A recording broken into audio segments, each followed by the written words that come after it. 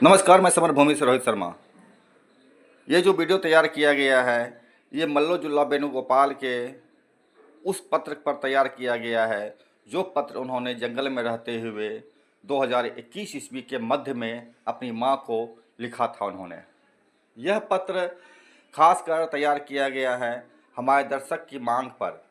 उन्होंने मांग किया था कि हम इस मुद्दे पर इस पत्र का मजमून पेश करें, अपने दर्शकों को बताएं कि क्या उस पत्र में वो 21 में लिखे थे और 25 में वो किस तरह से सरेंडर किए हैं।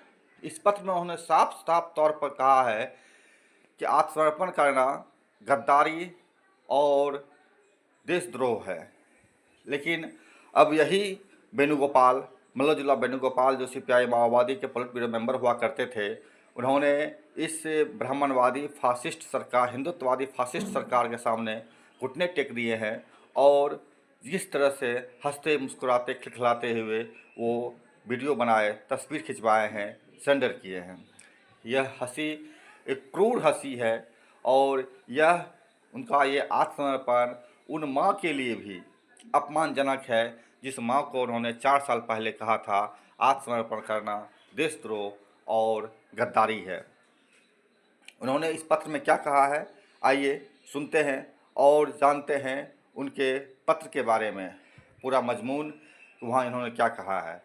ये पत्र मूलतः तेलुगु में लिखा गया था, जिसका हमने एआई की मदद से हिंदी रूपांतरण किया है। कुछ कमियां हो सकती है, लेकिन मूल भाव जो है वो यही है। हम कोशिश करेंगे कि इस पत्र के पीडीएफ कॉपी को भी अपने डिस्क्रिप्शन में लगा दें। अगर दर्शक चाहें तो उस कॉपी का भी, वो पीडीएफ कॉपी का भी पढ़ सकते हैं, देख सकते हैं। 2021 का यह वेणुगोपाल जो अपनी माँ को पत्र लिखते हैं, वो क्या लिखते हैं, और 2025 का यह वेणुगोपाल जो हंसते खिलखिलाते फडणवीस के साथ हाथ मिला रहे हैं, वो वेणुगोपाल क्या है। दर्शक स्वयं देखें और तय करें।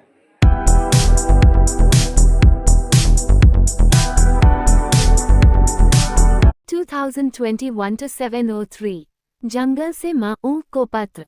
मल्लोजुला वेणुगोपाल, केंद्रीय समिति सदस्य, सीपीआई माओवादी। अखबार के संपादकों को बधाई, पुलिस का बयान प्रकाशित करने और मामले को प्रकाश में लाने के लिए धन्यवाद। मैं रामागुंडम केसीएस सत्यनारायण द्वारा मेरी मां को दिए गए आत्मसमर्पण के प्रस्ताव की कड़ी निंदा करता हूं। हम आपसे अनुरोध करते हैं कि कृपया मेरा ये बयान प्रकाशित करें। इससे मेरी मां को भी मेरे स्वास्थ्य के बारे में पता चल जाएगा। मां, कैसी हैं आप? 95 वर्ष की आयु में आपको फेस मास्क के साथ वीडियो में देखकर मन को बहुत सुकून मिला कि मेरी मां स्वस्थ हैं। आपके बाईं ओर भगवा वस्त्र में एक व्यक्ति, आपके सामने खाकी कपड़ों में एक पुलिसवाला और बीच में एक लाल साड़ी। मां, आप इतनी सुंदर हैं कि मैं आपको बार बार देखना चाहता हूँ। मैंने वो वीडियो अपने पास सुरक्षित रखा है। आपके बारे में लिखने वाले पत्रकारों और टीवी वालों का विशेष धन्यवाद। सबसे पहले मुझे रामागुंडम सी.एस. सत्यनारायण गारू को इस अवसर पर आपको सामने लाने के लिए धन्यवाद देना चाहिए। ठीक है, मैं बाद में लिखूंगा कि कैसे उन्होंने मुझे मेरी उम्र भी बताई और बापू का परिचय दिया और कहा कि अगर मैं आत्मसमर्पण कर दूं तो वे मुझे बेहतर कोरोना उपचार देंगे। अभी तक मैं पूरी तरह से स्वस्थ हूं। कोई कोरोना नहीं, कुछ भी नहीं। केवल मैं ही नहीं, बल्कि आपकी बहुएं, हमारे साथी सत्यनारायण रेड्डी, रामचंद्र रेड्डी, मल्ला राजू रेड्डी, तिरुपति और अन्य लोग अभी तक कोरोना से संक्रमित नहीं हुए हैं। हमारे पार्टी प्रवक्ता अभय ने जून के मध्य में एक बयान में यही कहा था। तब तक हमारे प्रिय युवा साथी, केंद्रीय समिति सदस्य यापा नारायण, हमारे जनताना सरकार स्कूल के शिक्षक साथी सिद्धबोईना सरकार भारत का कोरोना से नहीं मरे थे। वे स्मरणीय हैं। उनके क्रांतिकारी नायक। डॉक्टरों ने जांच की और बताया कि 15 और लोग कोरोना पॉजिटिव पाए गए हैं। वे आइसोलेशन में थे, इलाज हुआ और ठीक हो गए। अम्मा, 1 जुलाई राष्ट्रीय चिकित्सक दिवस है। इस अवसर पर आइए उन लगभग 1150 डॉक्टरों, फ्रंट वॉरियर्स को जोहार कहें, जो मई के मध्य तक देश में कोरोना महामारी के कारण शहीद हो गए। जैसा कि भारतीय चिकित्सक महासंघ ने कहा है, जिन्होंने भारत के लोगों को कोरोना महामारी से बचाने के लिए अथक परिश्रम किया। उनकी सेवाएं अविस्मरणीय हैं, आदर्श हैं।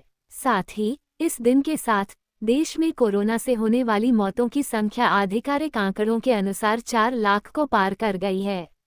आंकड़ों में अनियमितताओं के बारे में कई मौतें रिपोर्ट नहीं की जा रही हैं। कई अखबार खबर लिख रहे हैं कि कई मौतें रिपोर्ट नहीं की जा रही हैं। ये सब साम्राज्यवादियों के मुनाफे की बलि चढ़ गए। जब तक वह साम्राज्यवाद जिंदा रहेगा, वे प्रकृति और पर्यावरण को नष्ट करके ऐसे वायरस बनाते रहेंगे। अब उनके बीच बस यही चर्चा हो रही है कि वायरस चीन से आया है या अमेरिका से, और इसका कोई स्थायी इलाज नहीं है।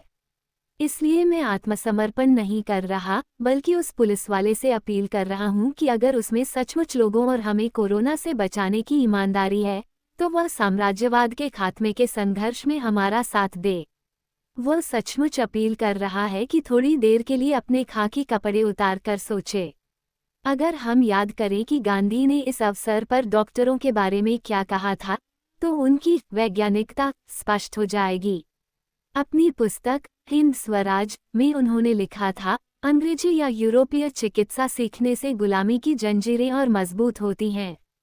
अस्पताल पाप के अड्डे हैं। डॉक्टर हमें डराते हैं। मेरा दिल ये कहने को तरस रहा है कि हर्बलिस्ट उन डॉक्टरों से बेहतर नहीं है। यही महात्मा का संदेश है।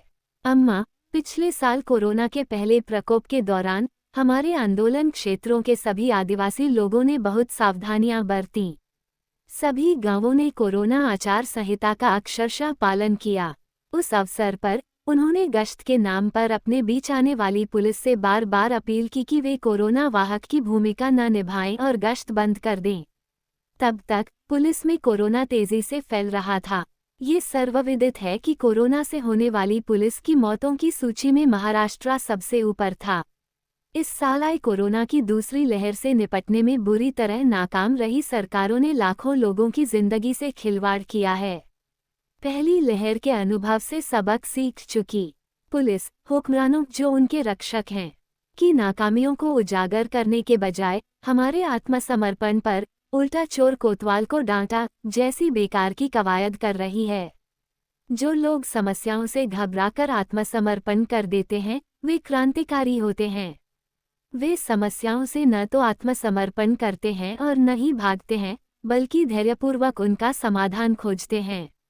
वे उन्हें रोकने के लिए दिन रात अथक परिश्रम करते हैं, लेकिन उजारती गुलाम खाकी यह सबक नहीं सीखते। जैसा कि कहावत है, बेचारे चावल के लिए एक ही मंत्र है कि पुलिस इस बार सावधानी बरत रही है, कह रही है कि कोरोना वायरस गंभीर है और हमें आत्मसमर्पण करने के लिए मजबूर कर रही है। लेकिन वे लोगों को ये सच बताने की हिम्मत नहीं कर पा रहे हैं कि हुक्मरानों की नीतियां ही कोरोना के प्रसार का कारण है और वे लोगों की जान जोखिम में डाल रहे हैं। उन्हें नहीं लगता कि हमें उन्हें बचाने के लिए किसी के साथ मिलकर काम करना चाहिए। आखिरकार वे उजरती गुलाम हैं। पिछले साल हमारे आंध्र उड़ीसा सीमा समिति के साथियों ने भी इस संबंध में एकतरफा युद्धविराम का आह्वान किया था। पुलिस इस पर चुप रही और कोई प्रतिक्रिया नहीं दी। इसके अलावा इस साल जून में हमारे डॉक्टर कॉमरेड सांडे गंगन्ना और 6 अन्य गुरिल्ला जो कोरोना का इलाज कराने वहां गए थे, पुलिस ने गोली मारकर हत्या कर दी। गंगन्ना हमारा दोस्त है, वह देशद्रोही है। जब कोरोना नहीं था तो पुलिस दशकों से लगातार आपको सलाह दे रही है और हमें आत्मसमर्पण करने के लिए कह रही है। किसी भी सच्चे क्रांतिकारी को कोरोना, खाकी, धमकियों और प्रलोभनों के अधीन नहीं होना चाहिए। अगर हम ऐसा करते हैं तो ये देशद्रोह और सार्वजनिक विश्वासघात होगा। अम्मा, आज कमिश्नर साहब बापू को स्वतंत्रता सेनानी बताकर विनम्रता से उनकी मरणोपरांत पेंशन देने की बात कह रहे हैं, लेकिन उनके पिछले अफसरों ने हमारे लिए कितनी बार बापू को पीटा होगा, आधी रात को हमारा दरवाजा खटखटाकर और उन्हें स्वतंत्रता सेनानी न मानकर, कम से कम एक वरिष्ठ नागरिक मानकर बाहर निकाल दिया होगा। बापू आखिर तक उन शब्दों और अपमानों को नहीं भूल पाए। ये वो महापुरुष हैं जिन्होंने हमारे घर तोड़े। आज आप कितनी विनम्र हैं। मैं सोच सकती हूँ कि उस खाकी दुष्टता को याद करके आपका दिल कितना दुखता होगा। अगर ब्राह्मणवाद स्वीकार कर लिया तो बाल न हो तो पैर पकड़ने का अहंकार आपको भर देगा। इससे बहुत सावधानी से निपटना होगा। सुमा सत्यनारायण सर, सभी राज्यों में आपकी पुलिस हमें बार बार आत्मसमर्पण करने के लिए कह रही है। हमारी मौजूदगी से आपके शासकों के शोषणकारी खेल योजनानुसार नहीं चल रहे हैं। उनका आर्थिक और राजनीतिक संकट दिन ब दिन गहराता जा रहा है, इसलिए हमें वहां नहीं होना चाहिए।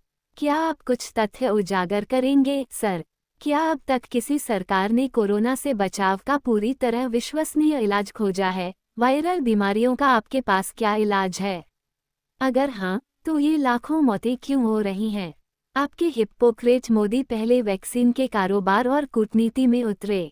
उन्होंने कॉर्पोरेट वर्ग को मालामाल करने की ठानी, लेकिन कहानी ने करवट बदली। बंगाल और केरल विधानसभा चुनावों और यूपी पंचायत चुनावों में मिली करारी हार के बाद उन्होंने अपनी जुबान पर हाथ रखा और मुफ्त टीकाकरण की बात कही। वे कहते हैं कि दिसंबर तक 18 साल से ऊपर के सभी लोगों को टीका लग जाएगा। क्या ये संभव है?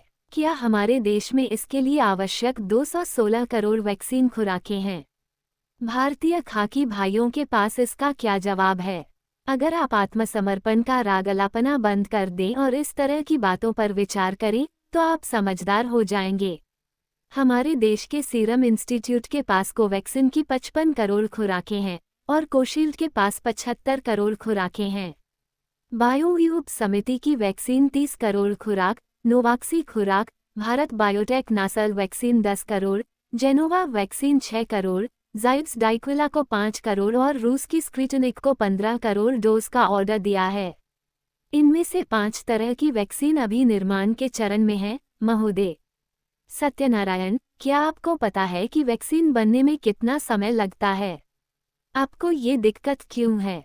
दुनिया में अभी भी 3-4 तरह की वैक्सीन बन रही हैं। हर एक का अपना फॉर्मूला है। वैक्सीन में जो सबसे ज़रूरी चीज़ है वो है एंटीजन, वो तो सिर्फ पुलिस कमिश्नर ही जानते हैं। इसकी टेस्टिंग और रिलीज होने में 1-3 महीने तो लगेंगे ही। ऐसे में थोड़ी देर के लिए सरेंडर का राग अलापना छोड़िए और सोचिए कि कोरोना से बचाव के लिए क्या करें।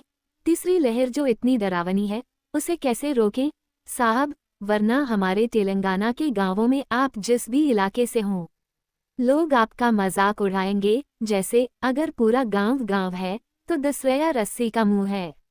मोदी जी के सबके लिए वैक्सीन के सपने को साकार करने के लिए प्रतिदिन 50 लाख वैक्सीन की खुराक देनी होगी।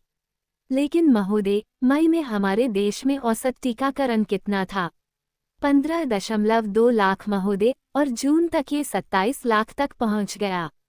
अगर हम इसे बढ़ा सके तो हमें खुशी होगी, लेकिन अगर टीकाकरण कार्यक्रम इसी धीमी गति से चलता रहा तो 140 करोड़ भारतीयों को वैक्सीन की 2 खुराक पूरी करने में 2.5 साल लग जाएंगे।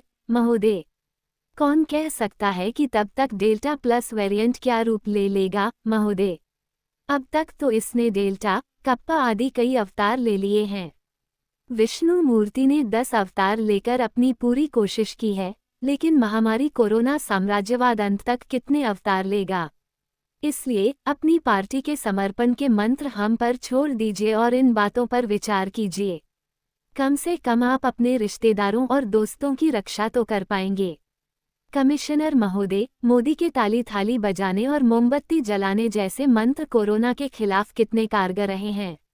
अम्मा, गोदी मीडिया हमें बता रहा है कि 500 लोगों के साथ सभा करने से हमें कोरोना नहीं होगा।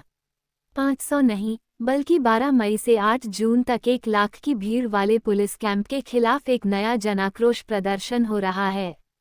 कल ही 28 जून को दक्षिण बस्तर के सरकेंजुड़ा में 50,000 से ज्यादा लोगों के साथ जनता के शहीदों की 9वीं श्रद्धांजलि सभा हुई।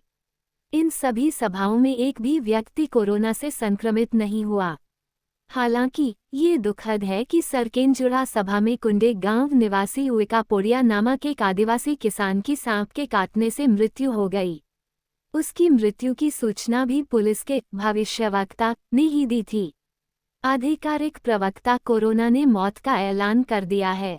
जहां भी कोई माओवादी पुलिस द्वारा पकड़ा जाता है, आत्मसमर्पण करता है या अंततः मुठभेड़ में मारा जाता है, पुलिस डॉक्टर नहीं, उनमें कोरोना ढूंढ रही है।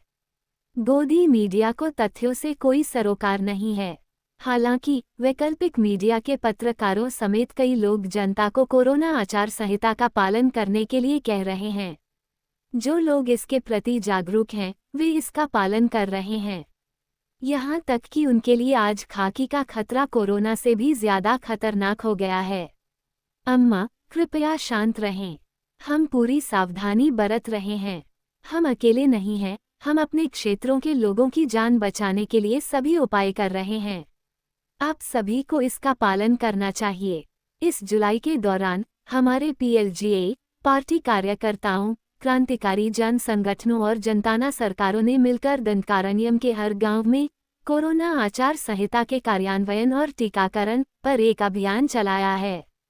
लेकिन खाकी, जब भी लोग सड़कों पर दिखाई दिए, उन्होंने लोगों को पीटा, उन्होंने जुर्माना वसूला। उनमें ये समझने की बुनियादी समझ भी नहीं थी कि उनकी समस्या क्या है। यह अच्छा होगा यदि वे ऐसे बुरे कृत्यों और दुष्टतापूर्ण कार्यों को छोड़कर लोगों को दंडित करने के लिए हमसे प्रतिस्पर्धा करें, लेकिन आइए हम उन लोगों के कंधों पर निस्वार्थ सार्वजनिक सेवा का भार न डालें जो वेतन के लिए काम करते हैं। अम्मा, दंडकारण्यम मलेरिया जैसी बीमारियों का गढ़ है। इसके अलावा गर्मियों में दक्षिण बस्तर में पानी की भारी कमी होती है। डॉक्टरों का कहना है कि मनुष्यों में फैलने वाली 90% बीमारियां दूषित पानी के कारण होती हैं। नतीजतन वहां टाइफाइड का खतरा भी ज्यादा होता है। इस गर्मी में हमारे एक साथी की इन्हीं के कारण मृत्यु हो गई। हम आमतौर पर उबला और फिल्टर किया हुआ पानी पीते हैं।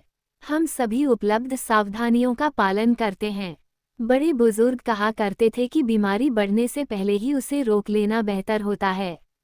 क्या आप मुझे बता सकते हैं कि हमारे प्लाटून कमांडर गंगालू और संचार अधिकारी गद्दाम मधुकर, जो बीमारी से जूझ रहे थे और बेहतर इलाज के लिए खम्मम और वारंगल कस्बों में गए थे, की हत्या किसने की और उनके लिए वो कोरोना वायरस कौन लाया जो उनके पास था ही नहीं?